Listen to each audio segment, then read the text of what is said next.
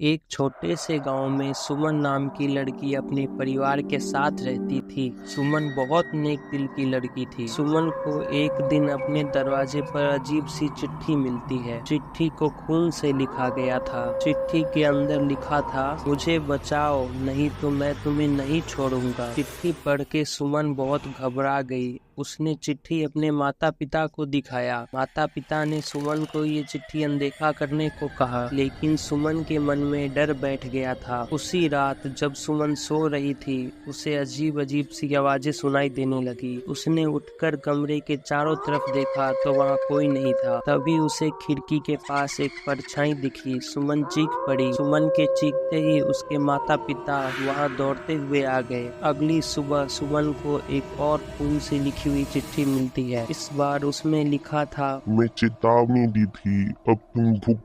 सुमन के माता पिता ने इसे मजाक समझा और पुलिस को भी नहीं बुलाया, लेकिन सुमन अब बहुत ज्यादा डर गई थी। उसी रात सोते समय सुमन ने एक सपना देखा। एक आदमी खून से लथपथ होकर उसके पास आ रहा था और उससे मदद की गुहार लगा रहा था। उस आदमी ने बताया वो एक पुरानी हवेली में मारा गया था और उसकी आत्मा आज भी वहाँ कैद है। सुमन नेक दिल की लड़की थी। उसने कहा, मैं वादा करती हूँ मैं तुम्हें आजाद कराऊंगी। अगली सुबह सुमन अपने दोस्तों के साथ पुरानी हवेली के लिए निकल पड़ी। हवेली के अंदर जाते ही एक कमरे में खून के दाग धब्बे और वही खून से लिखे संदेश मिले। सुमन के कुछ समझने से पहले एक परछाई वहां प्रकट हुई और सुमन से कहा, तुमने मुझे बचाने का वादा किया था। सुमन को कुछ समझ नहीं आ रहा था वो क्या करे, कैसे इस मृत आत्मा की मदद करे। सुमन ने भगवान से प्रार्थना की,